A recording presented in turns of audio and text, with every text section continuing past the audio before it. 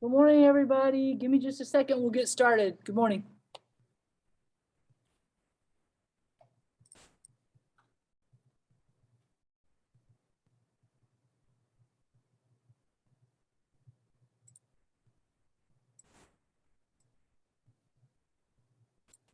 Okay, good morning. How's everybody doing? Okay, you tired? You guys lost the energy, haven't you? Is it like spring fever, but fall fever right now? Just kind of done with it. I know. I feel like it's like Halloween candy weather, which is a good thing. Okay, so first off, what we're gonna do today is go over the announcement, talk about what's due this week and what's due next week. We're gonna do a little bit of a lecture that I will post online. This will be towards the end of what could potentially be on your midterm. So you definitely wanna make sure that you're starting to get your notes in order if you haven't started to do that yet. You also wanna make sure that you are looking at feedback that I've given you in reference to your previous speeches that you've given. I have graded everything. So if you've turned in something late, or if you've turned in the assignments that I posted yesterday, I haven't graded that. But as of yesterday, everything in this class has been graded. So you should know what your grade is currently in the class. Now, the way that you would check what your grade is you can just go to grades right here, and then you just click on whatever your name is. The other thing is you can go to people, click on your name. These are all the people that are listed in the class. And if you click on your name, it'll take you to what your grade is based on what your name is. Now, if you're looking at your assignment tab, and you go, or the discussion tab, and you go to this assignment that's right here, you should see your submission and the feedback that I gave you. So for example, if I looked at your speech and I said, hey, you didn't start with an attention getter, or you needed to do this, or this needed to happen in your delivery, I would have commented and put that on there, all the things that you should change or modify for your next speech. Now, if I said, hey, everything looks great, keep it up, you're doing a great job, and you made 50 points, which there are very few people that made 50 points, but if you did, then just keep doing what you're doing, then you're in perfect position. If there were some things that you needed to modify, then make sure that you're modifying those, because that means that's going to bump your grade for the next speech. And the next speech is speech 3. That speech, the major difference, as we talked about last week, is it's 2 more minutes in length. So it goes from 3 minutes to 5 minutes. You still have your 1 minute leeway of that 4.5 to 5.5 minute that you can be in between that. It won't count any points. You don't have to cite any sources. You do not have to show any visual aids, but you have to show me your speaker notes. And so by this week on Thursday night, you're going to turn in your speaker blueprint. That's just the outline of what you're thinking about talking about. So it should show me your intro, your body, your conclusion, all the components, like what are you thinking about doing for your attention getter? What's your main purpose of your speech? What's your topic that you're talking about? How are you going to talk about that topic? Like what's the main points that are going to go into that topic? And then in your body, you don't have to write out the speech. I just want an outline of what you're planning on doing. Like, will you follow those main points?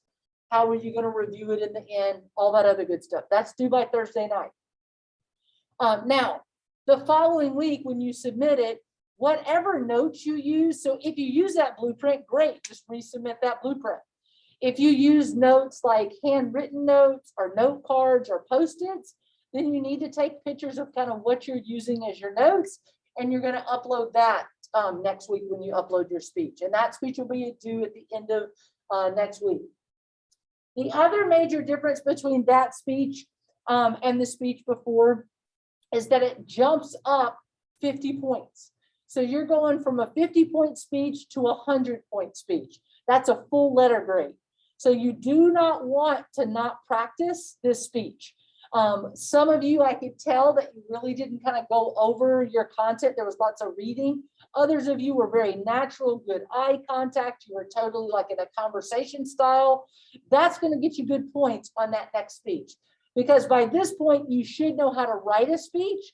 Now I'm looking at your delivery, like what's going on in reference to how you connect with your audience, make good eye contact with the camera, the speed is good, delivery's good. That's what we're focused on for this next speech. And you should get and look at your feedback, not only from me, but the other peers in the class that gave you feedback on your speech as well. Now, if I look at announcements, I'll see that it tells us that we do have one PowerPoint. We're going to go over that today. I listed it in last week's announcement, but it deals with what's due this week, which is your blueprint. The other thing that we're going to talk about is a little bit about communication apprehension and being nervous around public speaking, which is totally normal. But your assignments that are due this week is that assignment I just talked about, which due Thursday night. And then there's an assignment which due Sunday night. That is watching 2 separate speeches. They're online under the assignments tab, or they're in the module for week 7. It's watching those 2 speeches out of class and then comparing and contrasting those 2 speeches. What'd you like about them? What'd you think about the delivery? What'd you think about their arguments and their content? It's not looking at whether or not you agree or disagree with what these people are saying, because they talk about 2 controversial topics. It's really just looking at the makeup of the speeches and what would you say in reference to what they did good at or poor at. And hopefully you'll learn some skills by watching them of what you want to do or not do when you give your speeches. I will post this video later to the class, this classroom lecture. So if you do need to look back and focus on that, that's totally fine. So if we go to module 7, week 7, you'll see that this week's lesson is discussing the blueprint ideas for the intro, the body, and the conclusion. We'll also go over what I posted in week 5, which was when we had the interviews and we met online or in class. That PowerPoint and lecture we didn't go over, so I'm going to go over just some tips that you need to make sure that you know about those slides, because we didn't have lecture those 2 weeks. We were in our interviews. The other thing that's on here is the readings. There is 3 chapters that I gave you last week. These deal with the intro, the body, and the conclusion. So I highly recommend that you look at those, give feedback on kind of how you're writing your speech, and if you need some help with main points, that can help you. And then this is where you'll submit your blueprint. And this is where the 2 speeches are. So you'll need to write at least 3 paragraphs after watching these speeches. You'll talk about things that you liked and disliked about the 2 speeches and ways that you found similarities and things that you thought one person did better than the other and why. So all you're doing is kind of looking at the 2 speeches and giving your feedback on those. That's due by Sunday night. Yes, sir. You said like 3 paragraphs, like they put out like 3 paragraphs for it. Does that mean 1 paragraph for weakness, 1 paragraph for strength, and then the other trying to do? That would be good. Yes, it's not 3 paragraphs for each speech, but that would be a good way to break it down. Or you could do, critique the 1 speech, critique the 2nd speech, and then the 3rd one is talk about which one you like better and why. However you want to do it is totally up to you. There's no formula that you have to do. Good question though. All right, anybody else questions about that? No? Okay, perfect. So let's look at this week's lesson. Any questions about next week's speech? No? Okay, perfect.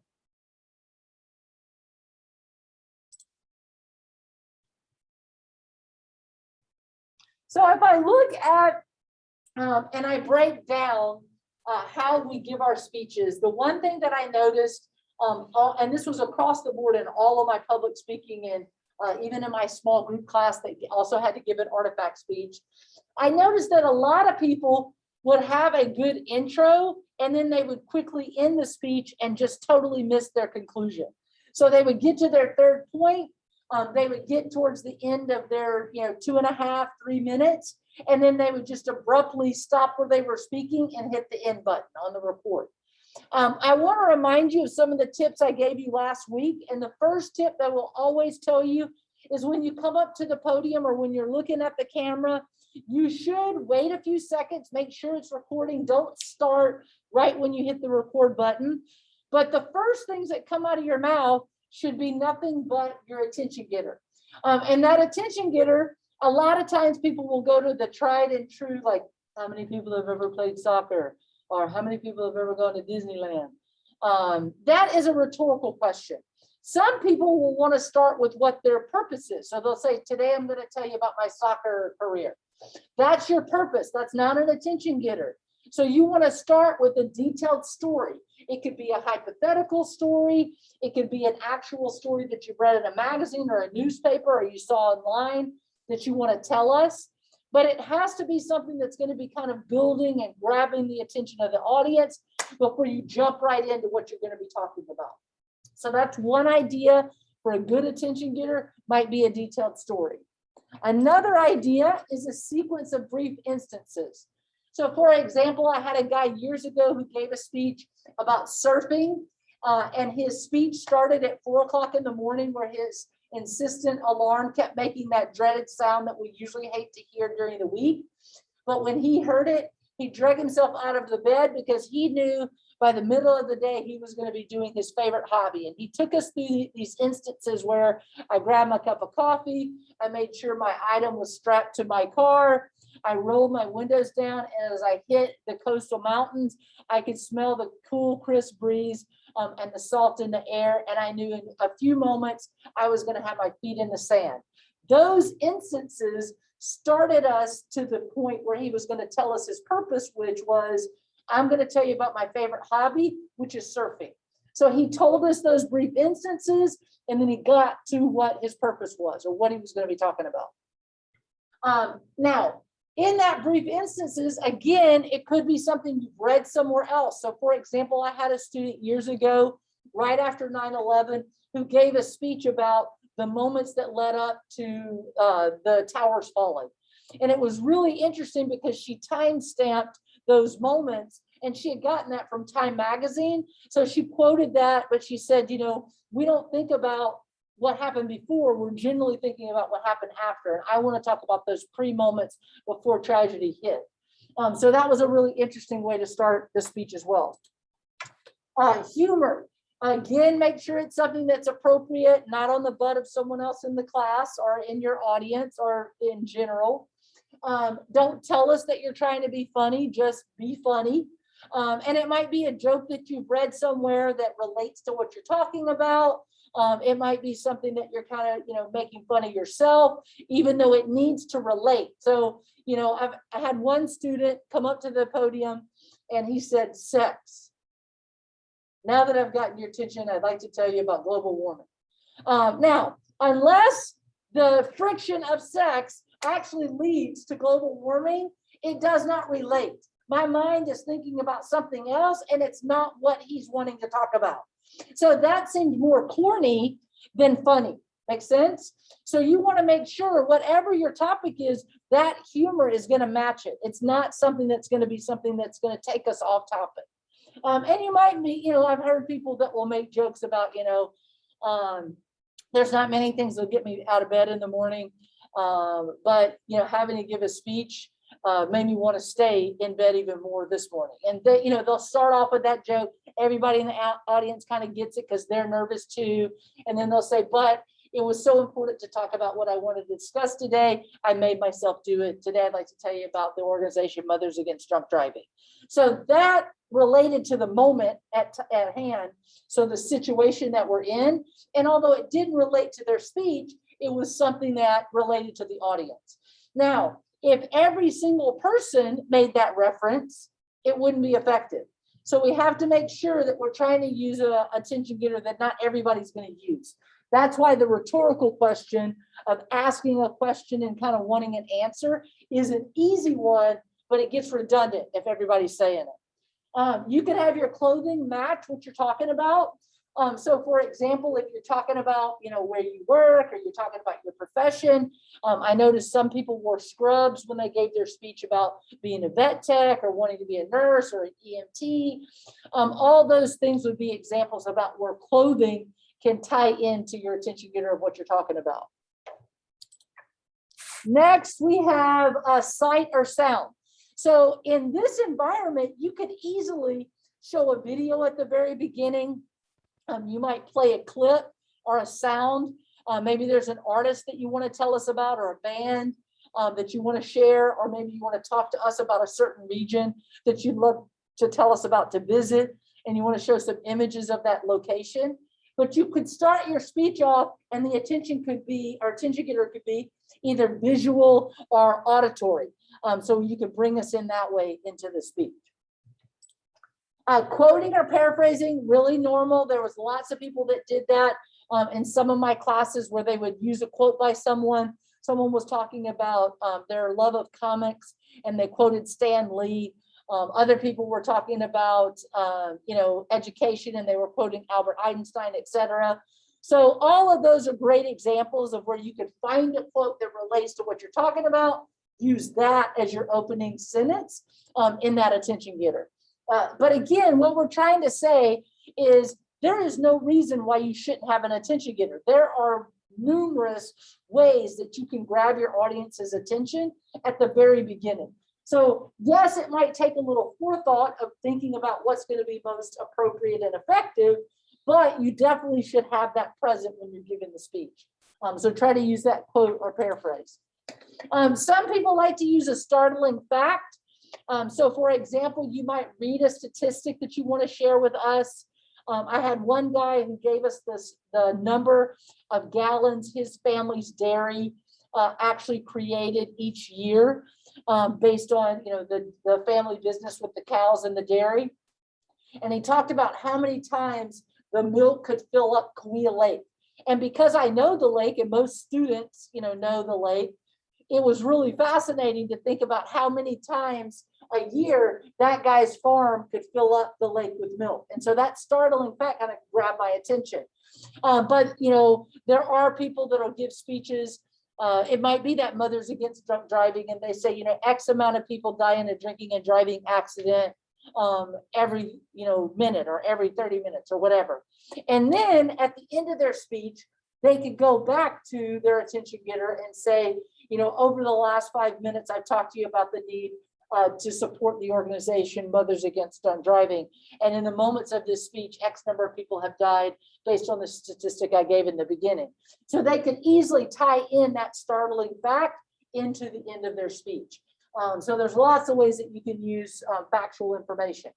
If you're getting it from somewhere else, though, you need to make sure you cite your source. So the guy that knew that because he owned the family farm with his family, he doesn't have to say, according to the Visalia Times Delta, but how did he come up with that number? He could just say, the sheer fact that we make this many gallons of milk, and I know that Kaweah Lake holds this many gallons of water. That's how I came up to that distinction.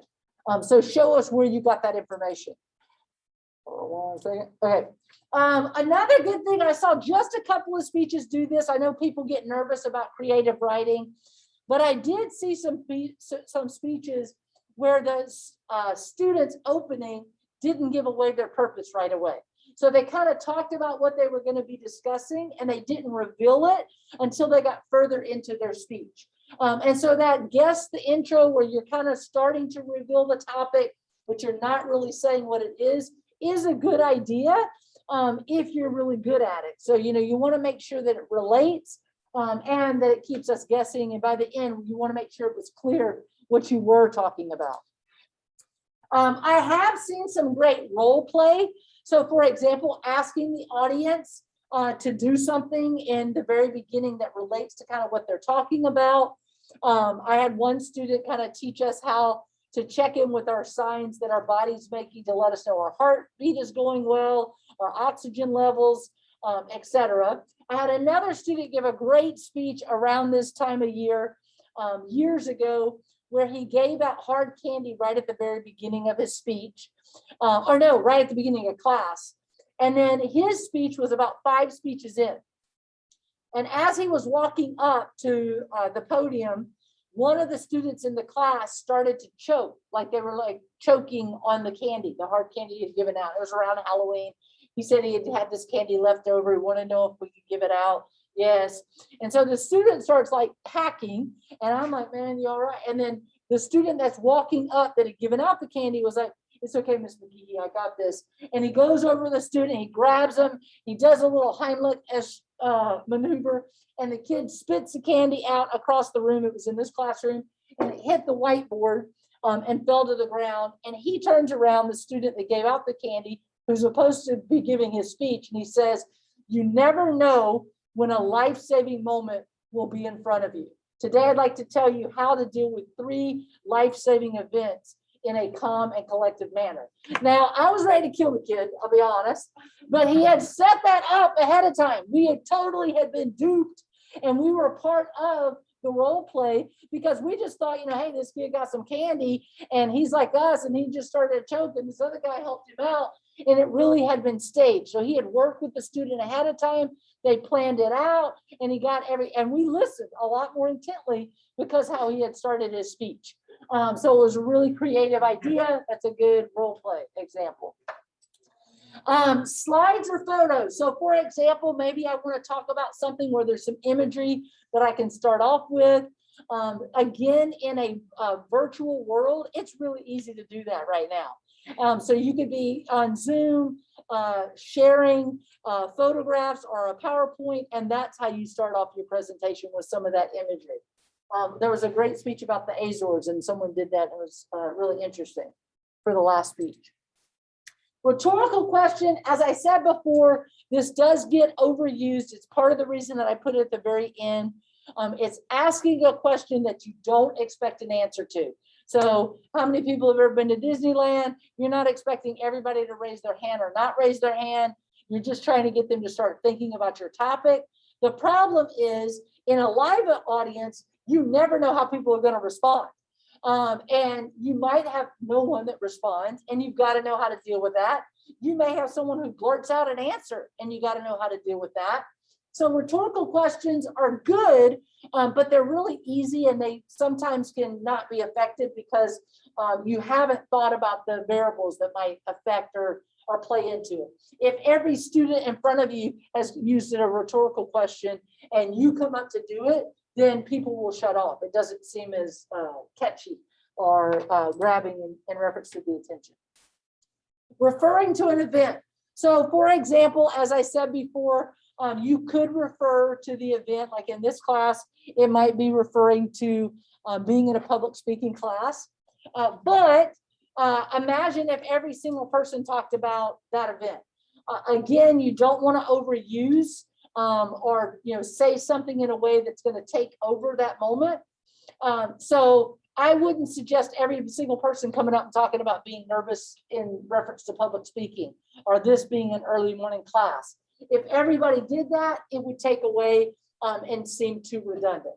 But if I was asked to speak somewhere and it was like an award ceremony or a gala or whatever, I might refer to why we're all there, and that might be a good attention getter to start the event. You could recount a fable or a poem. I had a girl that gave a speech about Oh, the Places You'll Go by Dr. Seuss, that book, and she read part of that poem or fable at the very beginning of her speech, and then she went back to it at the end. Her artifact item was that book. Her mother had given it to all of her teachers from kindergarten to senior year, and every single teacher had signed the book. And that was something that she got as a graduation gift from her mom. And it was a really interesting and sentimental item, but that was a great way to kind of, capture the attention. And then the last one is brief demonstration. So for example, it might be you're giving a speech about how to make salsa. In the very beginning, you have all the ingredients in your bag, you're pulling them out and showing what those are, and you're starting off in that manner. But you could start off in a brief demonstration, actually doing something that's going to lead to what you're talking about. And that might be a way to grab our attention at the very beginning. And the last one actually is connected to a persuasive speech. This is not something we've done yet, but we are going to move after this next speech is over, talking about the difference between an informative speech and a persuasive speech. In a persuasive speech, that's where you're trying to convince the audience to believe or think a certain way. And one thing that you could do is issue a challenge at the very beginning of your speech that you go back to at the end. So if I'm going to try to convince people not to text and drive, or to be active in their community in reference to a certain issue, or invest some of their money in the church or in a savings account, whatever it might be, that might be how I start my speech, and I refer back to that persuasive appeal at the end of my presentation. Now, if I go to the goals of my intro, I want to make sure I'm motivating my audience to listen.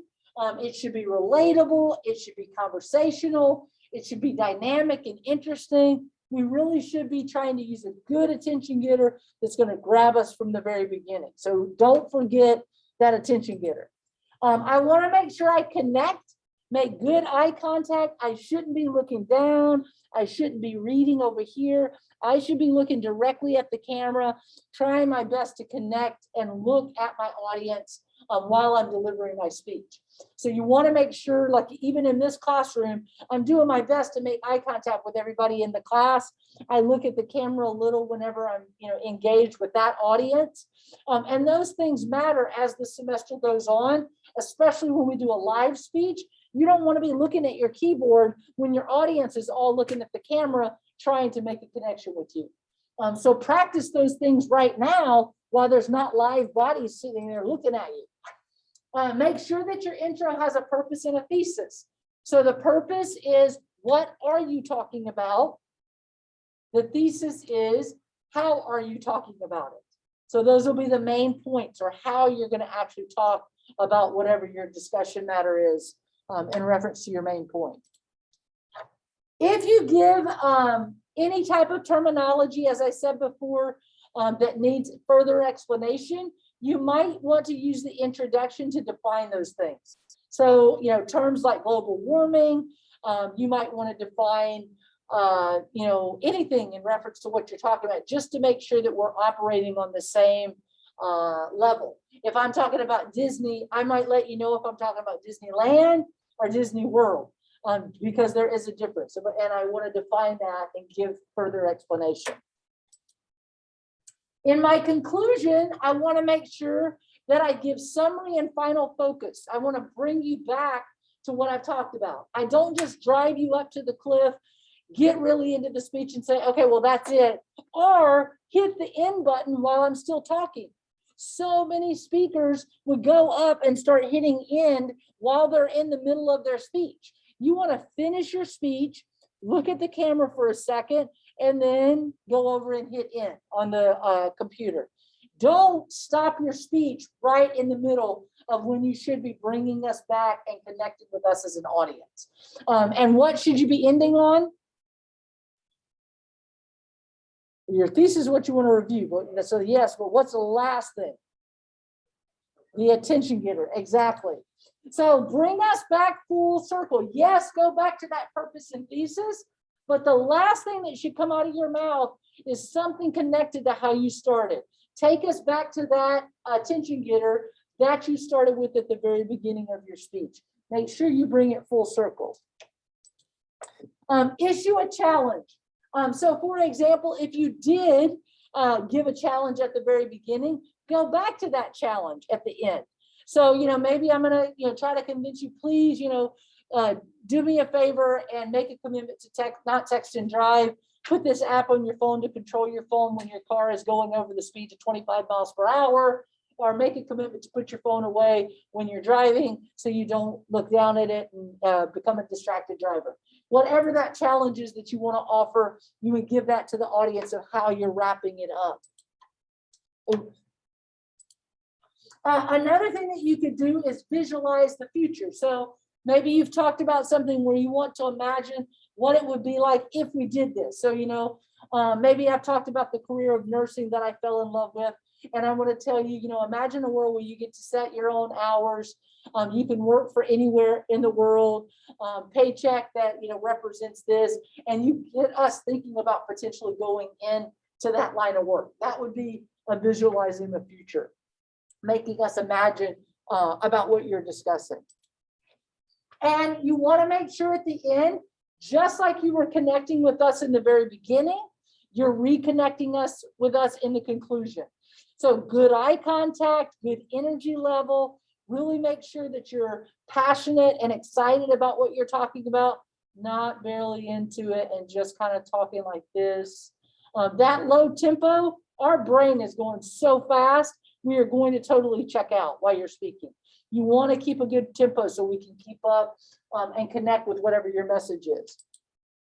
Now, I give you a couple of different organizing suggestions. So building your main points could be as simple as a chronological order.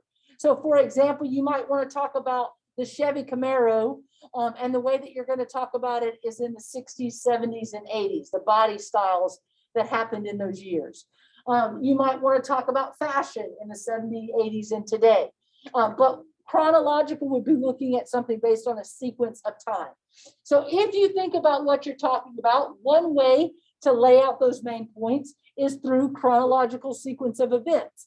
You figure out what sequence you want to give it, and that's how you examine that topic. So I'm going to look at this sports team in this era, this era, and this era, just to kind of show us, what was going on during that time. Spatial or geographical. So for example, I might talk about the state of Mississippi or the state of California and talk about Southern, Northern, and Central California. And I'm going to tell you about the different regions and what those regions represent. Or maybe I'm going to go back to my Chevy Camaro example, and I'm going to talk about the interior, exterior, and the engine of the car, because I love that car and I just want to tell you about it. So that would be a spatial or a geographical example if we're talking about that state example. Topical, that would be any topic. So for example, maybe I love a certain dog. I want to tell you about that breed. I love a certain food. I want to tell you how to make it. Whatever my topic is, I might break it down based on that. So I had a student yesterday who asked me about cooking, and she said, how would I even give a cooking speech? And I said, one thing you'd say is how you fell in love with the recipe, or how you learned how to make it. The second thing could be the ingredients that we need to make this recipe. And then the third point could be how to make it. Or you could combine your ingredients and how to make it. And that third point is why you like it so much. I love it because the family tradition of making tamales together. It reminds me of home and the holidays. Whatever it is, that could be how I break it up. I look at the topic and I think about what is just most evident based on what the topic is that I'm discussing. And then cause and effect. So this would be where I give you a certain cause and I show you the effect of that cause. So I might say something like, because of this, and that is how I'm beginning to break down the main points, all right? So cause and effect could be only 2 points in that speech. Problem solution, this obviously would be persuasive in nature, where I'm talking about a problem and I give you a solution, or if I give you multiple solutions, it's not persuasive because I'm going to let you decide what we need to be doing. But problem solution is a great speech if you're looking for, if you're concerned about a topic, if it is recycling or global warming or whatever, and you tell us some ways that we can give back, or if it's volunteering for a certain group, all of those would be good problem solution type speeches. Charity. Compare and contrast. So for example, I might compare and contrast different weight loss programs. I might compare and contrast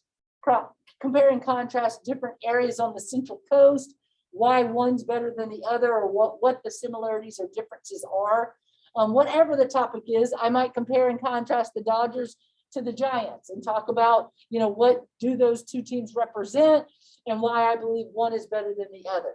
Obviously, that would be persuasive if I chose that area of discussion. And then there is no requirement on the pattern that you use, but these are great ideas on how to break those main points up. Many of you were using that, who I was, who I am, who I will be. And so what I'm showing you is that there are lots of different ways as you now begin to build out your next speech to look at whatever the topic is that you're wanting to discuss. So you can begin to look at it from the standpoint of another direction. All right. Any questions about any of that? No? Okay. So let's talk a little bit about this next speech. Uh-oh. Cancel. If I go back and I look at module 3, I will see that the You Choose the Speech is due next week. And I've given you the list of options. We went over these last week. I posted the videos on Thursday of last week. So if you're having trouble coming up with an idea, don't let that make you avoid doing the assignment on Thursday. Even if you're not committed to the topic, show me you know how to do a blueprint.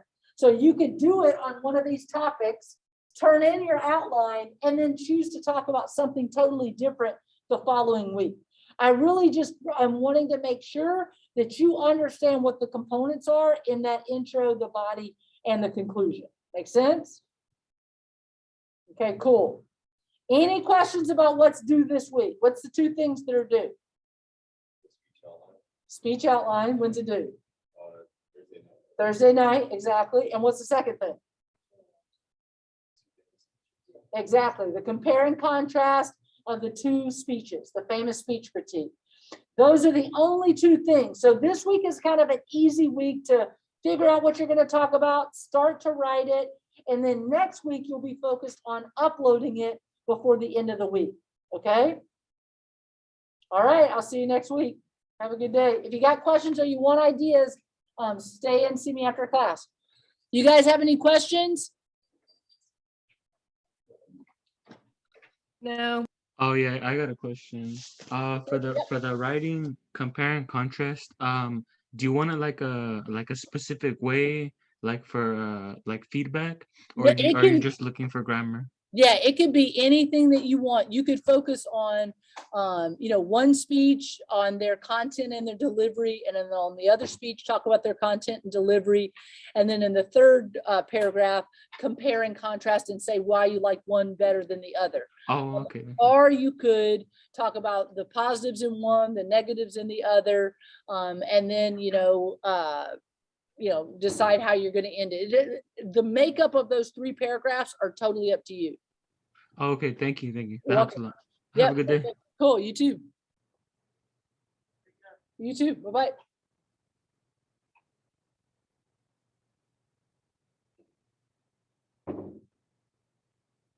Brian, you got a question?